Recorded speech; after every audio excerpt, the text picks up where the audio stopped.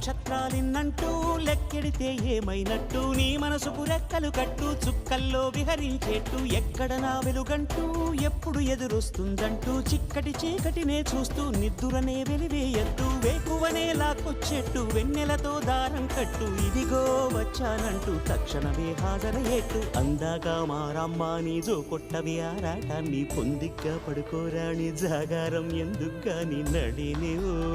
హరినివో తరుణివో మురిపించి ముద్దుల గుమ్మ